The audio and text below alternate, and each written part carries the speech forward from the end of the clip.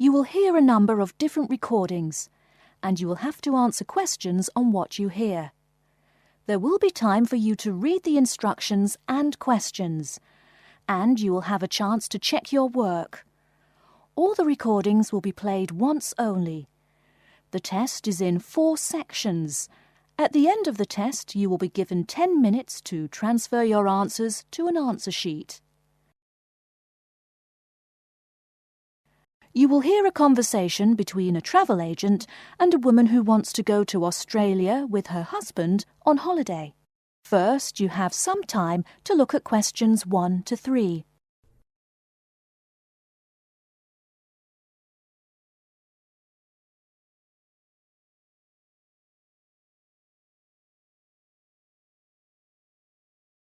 Now we shall begin. You should answer the questions as you listen, because you will not hear the recording a second time. Listen carefully and answer questions 1 to 3. Good morning. I've been looking at your holidays to Australia in your brochure. I'm thinking of going during the second half of next month. Good morning. As you can see from our brochure, we offer a wide variety of packages to various destinations in Australia. Is there anything in particular that interests you? Yes, my husband and I are very interested in the holidays in the outback. These holidays are becoming increasingly popular. Would you like to arrange flights and accommodation with us, or just accommodation? Can you arrange flights from Sydney? Certainly. OK, flights and accommodation then. Right, you said that you wanted to travel next month. Which date would you prefer?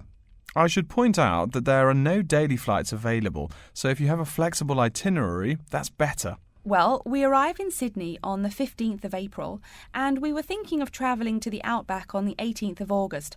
April. OK, there's only one flight from Sydney to Alice Springs on the 18th, so I'll book you on that. It leaves at 10 in the morning, which is quite convenient. Shall I book 2 seats for you? Yes, please. As for your stay in the outback, you can see from the brochure that we offer 3 packages: budget, standard and luxury.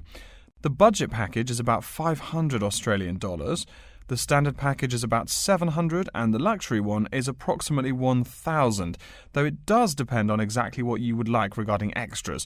Which one would you prefer?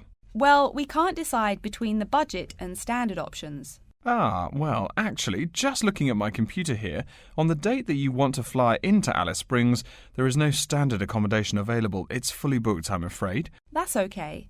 We think that the cheapest one should be fine for us. We don't mind roughing it for a few days, and we don't expect to be spending much time at our accommodations. We prefer the outdoors. Right, let's look at the room options. Before you hear the rest of the conversation, you have some time to look at questions 4 to 10.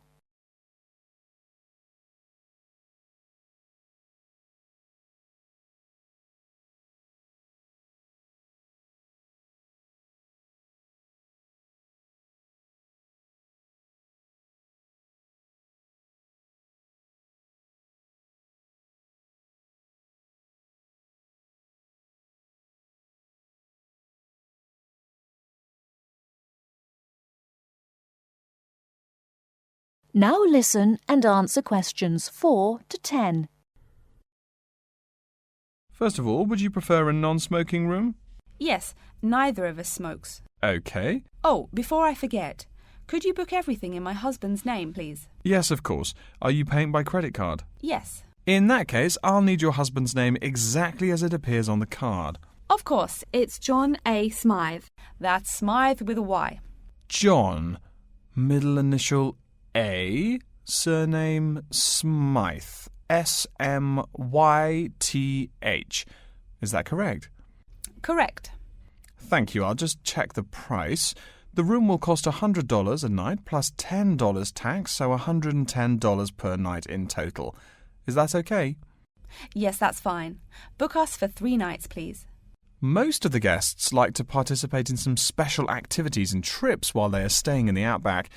Is there anything that interests you and your husband? Yes, there are several things we'd like to see and do.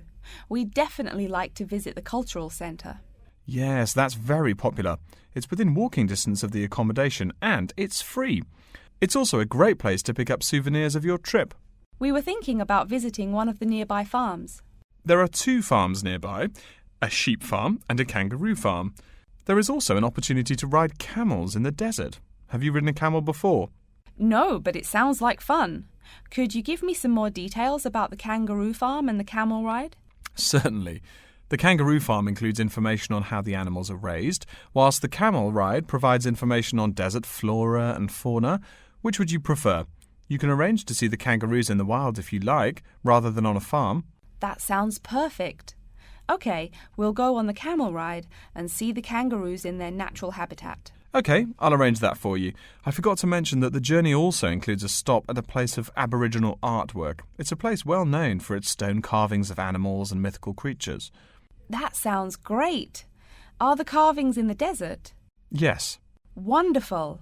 Well, that's perfect then. I'm sure you'll have a lovely trip, but remember that you need to take care in the sun. Yes, we're really looking forward to our trip. We really want to try to experience the dream time under the stars. Of course. That's what a trip to the outback is really all about. Yes. Now, how about the cost? You now have half a minute to check your answers.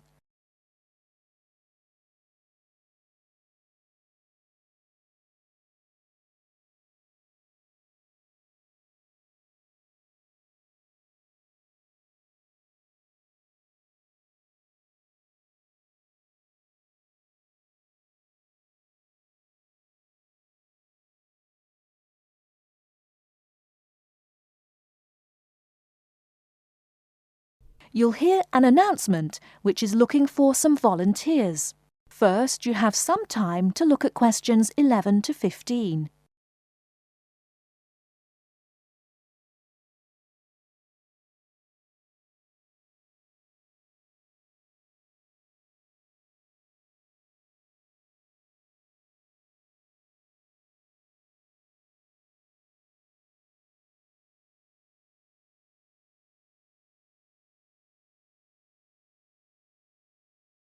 Now, listen carefully and answer questions 11 to 15.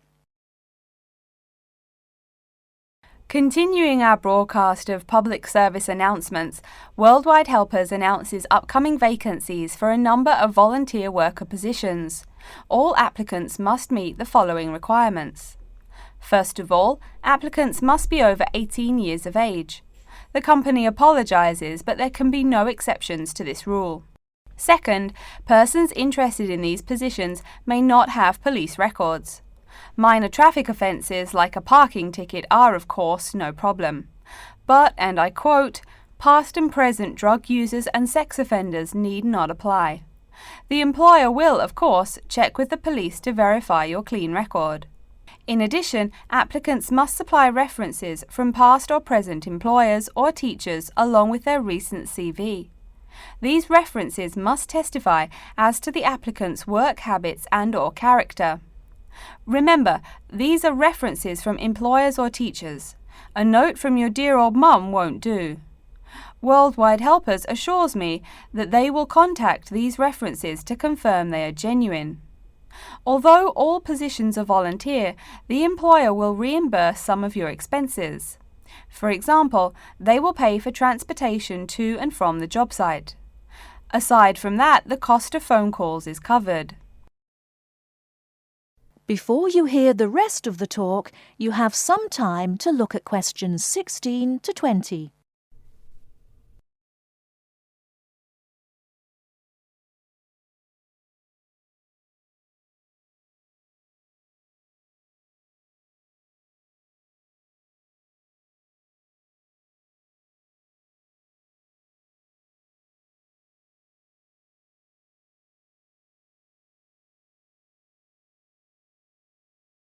Now listen and answer questions 16 to 20.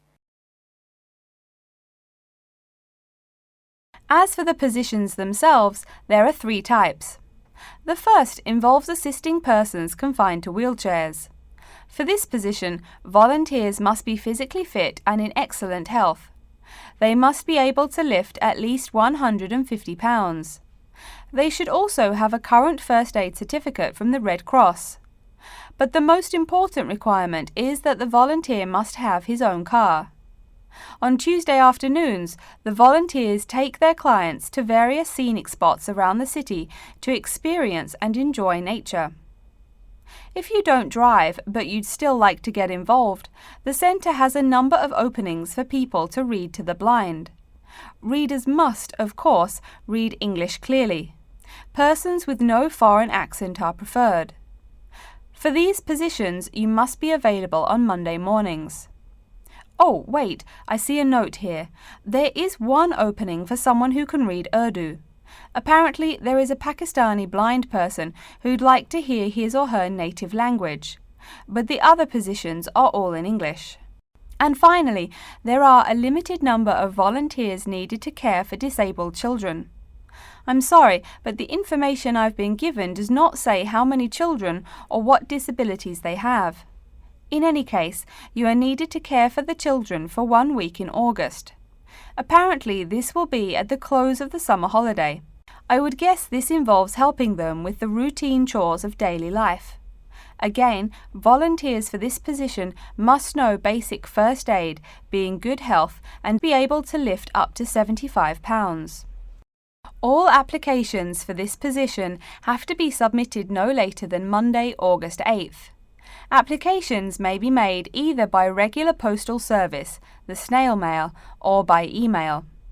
The mailing address is Worldwide Helpers, Post Office Box 651, East Surrey, BY8 99C. Please write "Attention Mary Smith" on the envelope. Or you can send email to acrawfor@worldwidehelpers.org. That's acrawfor@worldwidehelpers.org. So get out there and do something good. Okay. Our next announcement is looking for someone to facilitate tiger breeding at the London Zoo. And get this, it's a strictly volunteer position. That means you don't get paid. Oh my God. I'm sorry, ladies and gentlemen, but I just have to laugh. You now have half a minute to check your answers.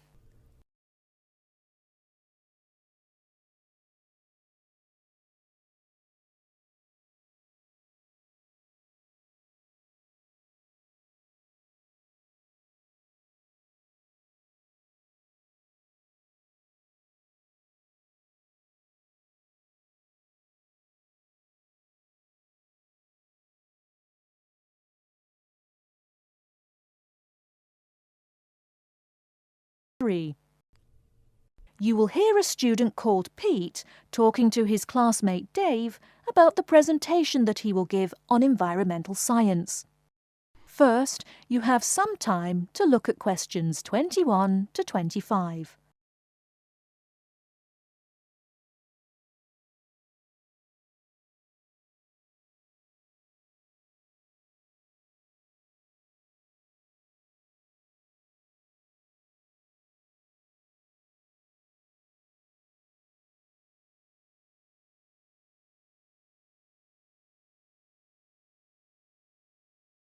Now listen carefully and answer questions 21 to 25. Are you just leaving the library now? I saw you get there at 8 a.m. Yeah, I've been there all day. What for?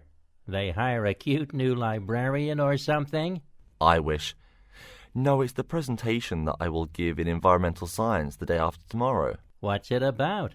I heard you were really excited about the class. And Dr. Schnee also calls you for the arcane questions, as he calls them. It's about environmental damage in the Yucatan. Excuse me, what? Or is that where? The Yucatan. It's a state in southeast Mexico. So what's happening there? Agriculture is having a really adverse impact on the environment. There are too many farmers doing too much farming. It's really destroying the forests and ruining the soil. Deforestation is a major problem there now. How did you learn about this? I don't recall Dr. Schnee saying anything about it in lecture.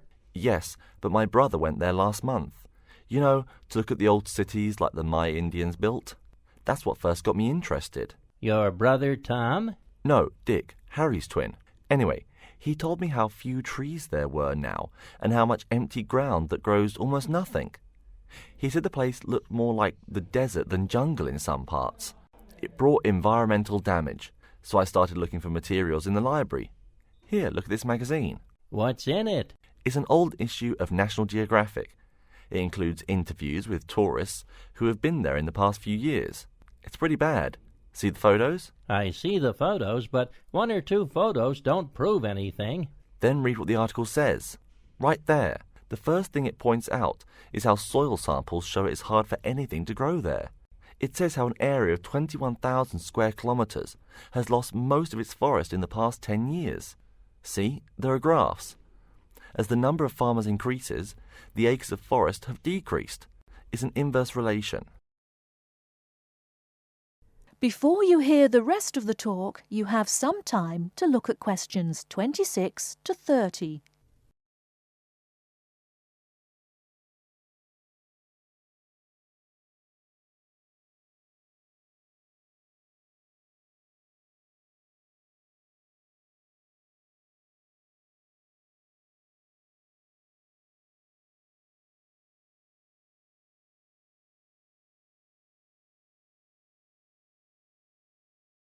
Now listen and answer questions 26 to 30. So, how big is that state? I'm sorry, but I've never really learned the metric system. It's bigger than the state of Massachusetts. That's shocking. Anything else? There's lots of else. Scientists say there's a growing area of about 10.5 square kilometres where nothing can grow at all. It's like the beginning of a desert. Oh, yes. What Dr. Schnee called desertification. But why can't anything grow there? I've never really studied soil chemistry. I'm just starting to look into that subject, but my sister Marie is a geologist, and she says the problem is that the soil has too much saline, with no plants helping to adjust the chemistry. Apparently, that's a common problem with soil types throughout the areas with rainforest. Once you lose the plant cover, it's difficult to bring it back. Reforestation is almost impossible, even if the land is not being used for other purposes. Wait a minute. What is saline? Saline is salt dissolved in water. Scientists who have gone there have taken measurements. They do this by gathering a sample of the soil and running a simple test that shows the ionization of the solution. The geology department in our own university has reviewed the soil at the site too. They're right. It looks pretty bad. The level of salinity is going up. But the plants that would solve that problem can't be planted in soil like that. There is a narrow spectrum of salinity in which the plants will grow. And once you pass the threshold, there is no way to put the problem right? Exactly. It's possible that no one can do anything to stop the trend now. And all because of human greed. Wait a second. How do you know these scientists can be trusted? What kind of reputation do they have? Are they reliable? Oh, they're definitely reliable. They include 4 members of the faculty from the geology department right here at MIT. Here, study these photographs and check the damage yourself. That's what Dr. Horst, who wrote the book here, did. He's newly appointed, but Dr. Schnee said that he's brilliant. So, where are you going now? I'm headed over to the geography department to borrow a map for my presentation. You know, this whole problem could have been avoided. The farmers there in the Yucatan. Pete. What? Go take a break. Leave some studying for the rest of us. 3. You now have half a minute to check your answers.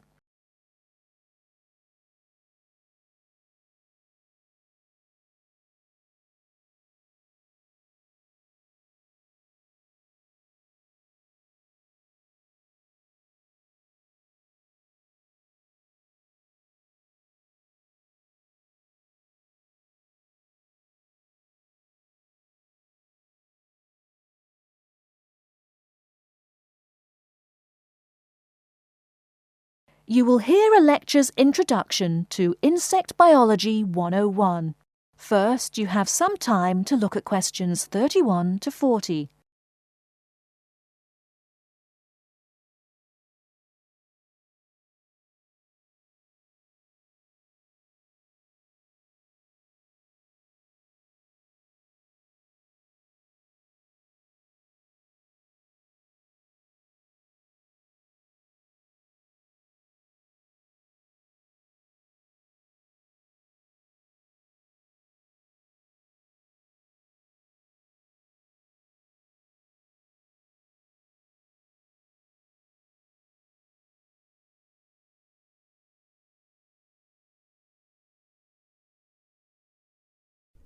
Now listen carefully and answer questions 31 to 40. Good afternoon and welcome to Insect Biology 101. I'd like to begin this course with a few remarks about good insects and bad ones. Bugs are all around us, and that's both a benefit and an annoyance, sometimes maybe even serious harm. First, let's talk about the good things that insects do for us. Probably the most important insect for humans, and maybe for all other life, is the bee. Bees help plants in the process of pollination, and thus are necessary to most flowers and fruit-producing trees. That is, they carry pollen from male flowers to female. If it weren't for bees, we'd have very few food plants and no fruit either. In fact, there would be no we. No less a thinker than Albert Einstein pointed out that, without bees, humanity would be dead within a year or less. We'd starve. It's that simple. That should maybe make us just a little humble. A little less dramatic is the fact that bees also make the honey we eat. Moreover, they produce beeswax, which is useful in candles and is also used as a first-rate furniture polish. Sure, these may not be vital to our lives, but they can serve as reminders of how important bees are. That's a point I keep coming back to in this course. Though, in all fairness, I should point out that butterflies aid in pollination as well as bees. Now, here in Michigan, what's the worst part of summer? Yep, that's right, mosquitoes. But I'm talking about helpful insects, right? So let's look at the dragonfly first. If there were no dragonflies, there would be even more mosquitoes. Dragonflies mainly eat mosquitoes and also a few other insects. Yes, that's right. They don't just fly around, and they also help to eliminate harmful insects. So the next time you see a dragonfly, don't you dare kill it. Now, let's talk a little about those harmful insects. Take the mosquitoes I just mentioned as an example. Not so many years ago, mosquitoes here in America weren't just annoying, some were even deadly. They carried malaria and yellow fever. My own ancestor, the Confederate General John Bell Hood, lived through the worst battles of Civil War, only to die at age 38 from yellow fever. A pest, not a bullet. Well, besides the mosquitoes, in summer there is also a kind of insect that never seems tired. Right, that is the fly. Before I go on talking, I must mention an African fly called the tsetse fly, which feeds on blood and can cause serious diseases in the people and animals that it bites. Besides, it is still a bearer of sleeping sickness, which affects around 300,000 people every year in Africa, and can be treated only with toxic drugs that are hard to administer. Worse still, the drugs sometimes don't work. Other insects, of course, destroy food crops. In China, for instance, locusts continue to be a danger to the harvest in some areas. Less important, but still annoying, moths eat people's clothes and dust mites slowly destroy carpets. Worse, but still in the home, termites or white ants eat wood, the wood of your house. If they are not stopped, they can eventually destroy the whole building. Usually they seriously damage a building before anyone even notices them. So, as we all know, insects can be a real trouble. So, what to do? You can go ahead and start killing harmful insects. In the early decades after the Communist Revolution in China, Chairman Mao encouraged the people to swat every fly they could see. Slogans on the walls of buildings called them "little capitalists." But flies reproduce too quickly for this to be a long-term solution. For some decades in the West, to kill insects with chemicals seemed a good remedy. Unfortunately, chemicals can only be used in a limited area for a limited time. It's a small-scale solution. The insects come back. Worse still, some of the poisons used, like DDT, were found harmful to the environment. Many kinds of wildlife, like hawks, were harmed. And people in chemical-using rural areas have one of the highest rates of liver cancer in the world. It's no secret that chemicals remain harmful to humans. Like all species, insects adapt to their changing environments at an amazing rate. When a new chemical is introduced to their habitat, the insects that survive are generally the ones with some way of resisting the harmful effects. They then breed with the other survivors, and just like that, insects become resistant to most poison in a few generations.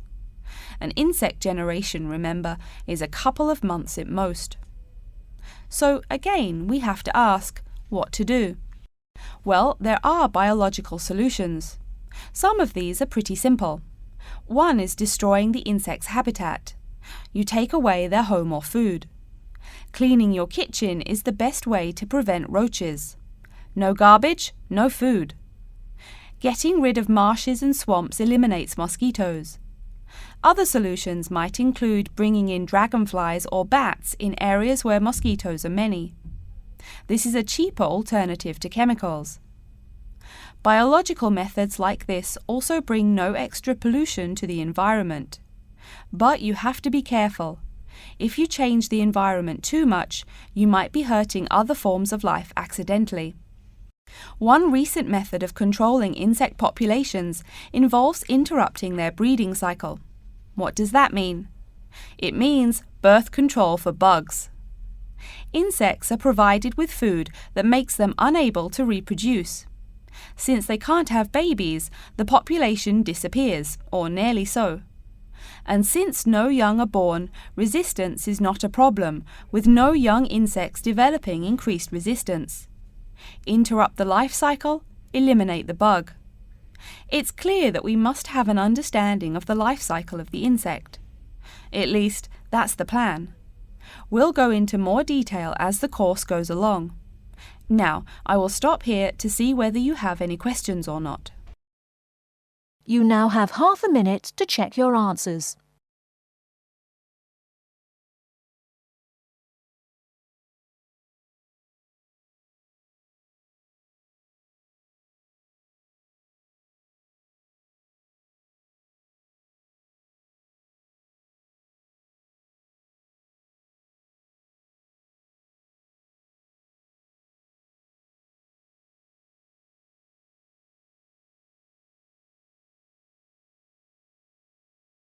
That is the end of the listening test.